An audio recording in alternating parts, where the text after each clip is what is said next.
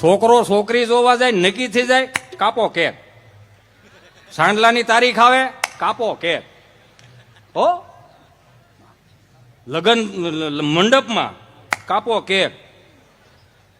પહેલી એનિવર્સરી કાપો કેક, બીજી એનિવર્સરી કાપો કેક, શ્રીમતનું મુહૂર્ત આવે કાપો કેક, બાબાનો જન્મ છે કાપો કેક, બાબો વરદીનો થાય કાપો કેક. મને તો ઉપાધિ મળી થવા કે મારી ત્રીજી પેઢી આવી પડદા થાય તો ગીતે છે દાદો મેળો છે કે કાપો કેક. પુણ્યતિથિમાં ભેળવી દેવાના, પેલી પુણ્યતિથિ કાપો કેક. શ્રાદ્ધમાં ભેળવી દે. દાદાને કઈ કેક ભાવતી? Strawberry. Oh my God, strawberry ભેળવી દેવાના છે. મારા રામ બાપ બે હાથ જોડીને પ્રાર્થના કરું, તમે ગુજરાતની સંસ્કૃતિના વારસદારો છો, મને માફ કરજો. મને ઘણા પૂછે સાહેબ કે આજની પેઢીમાં ને આપણી પેઢીમાં ફરક હું? મેં કે હાથી ઘોડાનો. કઈ રીતે? મેં કીધું અમારા જન્મ થયા ની બધા સરકારી દવાખાનામાં થયા 40 વર્ષ પહેલા.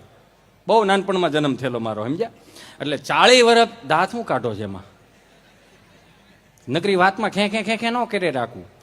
40 વર્ષ પહેલા અમારો જન્મ થયા ને સરકારી દવાખાનામાં થયા. આંખું ખુલી ને 3 પાંખડાવાળો પંખો હોય ને એમાં 1 પાંખડું મવડાઈ ગયું એમ. હો, ટ્યુબ લાકડીનો ધોકો આવતો, 2 ખૂણે કાળો, વચમાં લબક ઝબક છા રાખે. એ મજા આવે થાય, નકર નોય થાય. ખૂણે ખૂણે જોયું નકરા ઝાડા ઝાડા ઝાડા. જેવી આંખું ઉગડીને આમ શહેરે સકર દકર જોયું ને કે અહીંયા આવ્યા જ છે, પણ સુવિધા નામે કાંઈ છે નહીં. એટલે પોઈન્ટ કે આપણા બાપે આપણને અગવડતામાં મોટા કર્યા ને એટલે જ આવી સગવડતાનું ભાન આવ્યું. મને કહેતો આજની પેઢી, મેં કીધું આજની પેઢીની તો વાત જ ન થાય. સીધા ગર્ભ શ્રીમંતો થાય સીધા. આમ જો વીઆઈપી દવાખાનામાં એના જન્મ થાય, ડબલ વીઆઈપી રૂમ એનો હોય. હો, સેન્ટર એસી, 42 ઇંચનું ટીવી, 3 નર્સો તો માથે ઊભી હોય, હમું કરે જ રાખે. હો, 3 નર્સો માથે ઊભી હોય.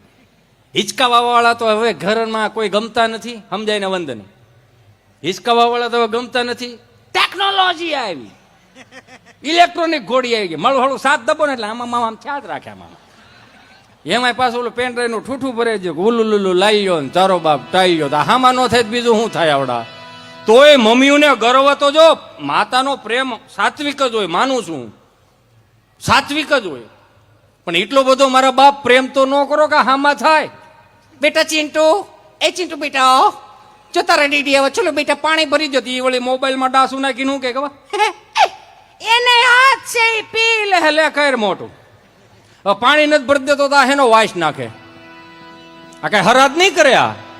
આ ગૂગલ પે કરશે 150 ની ચાઇનીઝ ભેળ જવા દો, કાગડા મારી નાખવાના છે. આ રાઈડ એટલે નાખી છે.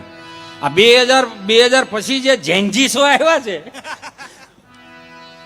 એને માટેની વાતું છે. મારા બાપ બે હાથ જોડીને પ્રાર્થના કરું, પશ્ચિમી સંસ્કૃતિનું અનુકરણ રહેવા દો. ઘેરે 70 વર્ષની બા બેઠી હોય ને તો મારી બહેનોને કહું, મારી માવડીઓને કહું, 70 વર્ષની બા બેઠી હોય ને તો એને 70 વર્ષના દાંપત્ય જીવનની આ વેલિડિટી કઈ રીતે રહે ને એ પૂછી લેવું. 70 વર્ષનો દાદો બેઠો હોય ને એને પૂછી લેવું કે આ બધું કેમ હકાવતા. તમે જોવો તો ખરા કઈ ઓછા હતા આપણે? 5 ભાઈઓ, એના 5. આમ તમે વિચાર તો કરો. તોય અત્યારની વહુને કમરું બહુ દુખી, હળ નથી ઉજતી. તમે ક્યારેક ગામડામાં આવો, 5-15 દી આવો છો, મજા કરો, આનંદ કરો. હાથ બાર આપણા બાપુજીનો જ છે, પણ મહાનગરની હવા ગામમાં ના લગાડો. કેમ કે હવે એ એક સાત્વિક જગ્યા વચ્ચી છે, એને બચવા દો સાહેબ.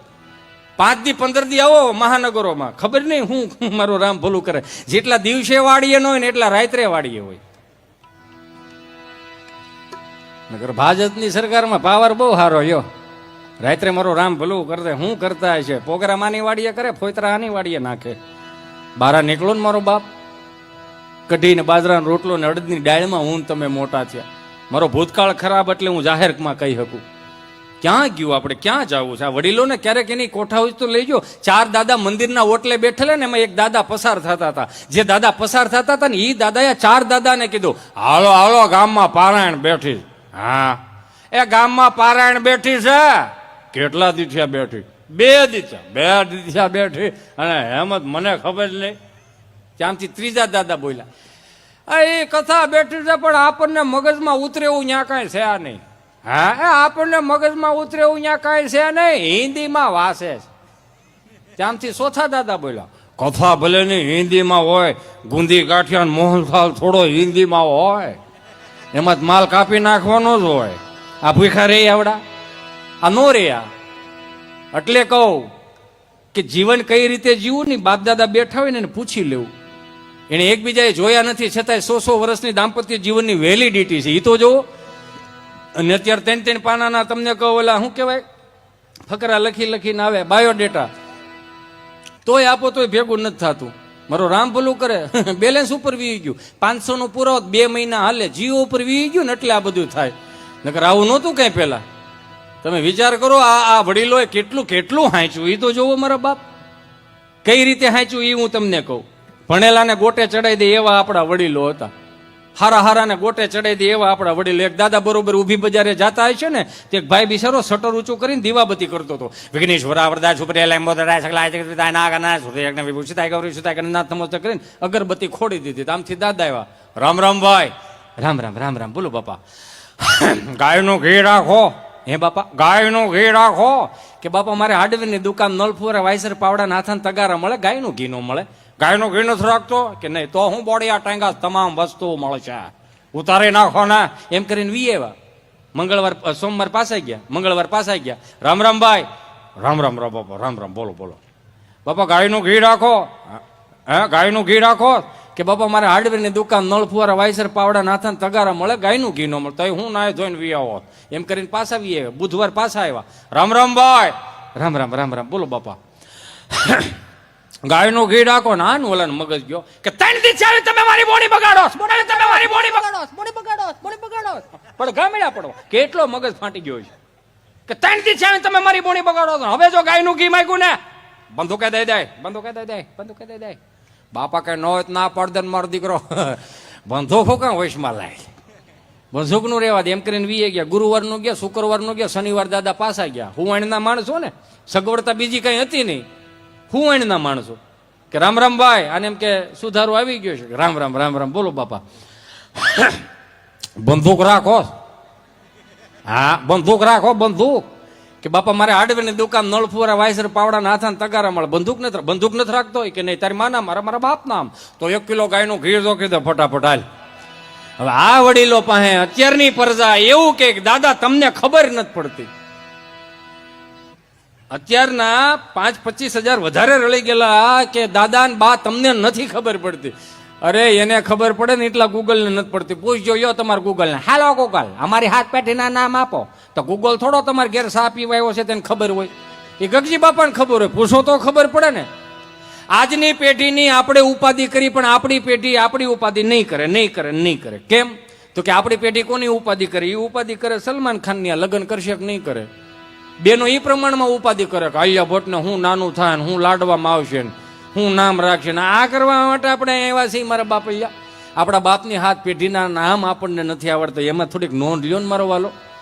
તમે જોવો તો ખરા તો અત્યારની મમ્મીઓને ગૌરવ, બેટા ચિંટુ, એ ચિંટુ બેટા મોબાઈલ મૂકી દો એમ મૂકે. એને હોબામાં એક નાખવી પડે બેન, આ એમ ન થાય. અહીંયા કેટલા એવા છે ઘોડિયામાં હિચકીને ડીગી કરતા, અમને કોઈ ડીગી નથી શીખવાડ્યું.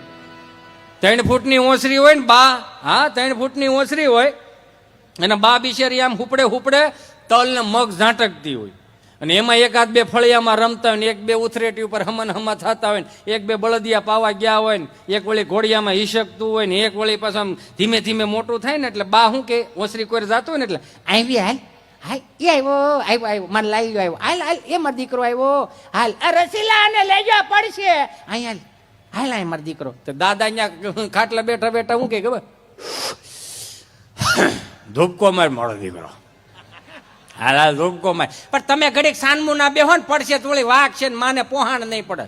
તું સાનમું ને બે ધૂપકો માર મારો દીકરો. ધૂપકો મારે પડે વાગે લોહી નીકળે ને ગાંગરોટો ચડાવે કે જેવો તેવો ગાંગરોટો ને. અત્યારનું છોકરું રોવે તેમ લાગે ઓહો આ શેડા શું હે છે કે રોવે થાય ન હું દે.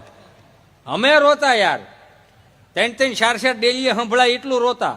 રંભામાં આવે કાંતામાન કેવા, એ કાંતા ભાભી તમારા છોકરાને સાના રાખો, અમાર ભે દોવા નથી દેતી. કેવો ગાંગરોટો ચડાવતા છે. એ ધૂપકો મારે પડે વાગે લોહી નીકળે ને તો દાદો શું કે ખબર, ઊભો થઈ જાય તો મારો દીકરો કીડી મરી ગઈ. હવે આપણે એના પેટના કીડીઓનું વિચાર્યું પણ એ કેટલો મોટિવેશન વાળો આપણો બાપ હશે કે અમારી હાજરીમાં તમે રોવો છો, તમે પડો છો ને રોવો છો, તાણીથી રોવો છો, તો તમને એમ છે કે તમારો બાપ સામો ઊભો છે એટલે તો આજની તારીખમાં બાવડું પકડી લે, ઊભા કરી દે. પણ જેથી તમારા બાપની હયાતી નહીં હોય ને સમાજમાં પડશો ને તો કોઈ લૂંભો ભાઈ ઊભું કરવા નહીં આવે, તમારે હાથે ઊભું થવાનું રહે. તમે વિચાર તો કરો. એટલે કહો કે 70 વર્ષનો દાદો બેઠો ને તો એની પાસે મોટિવેશન લેતા શીખી જાઓ યાર.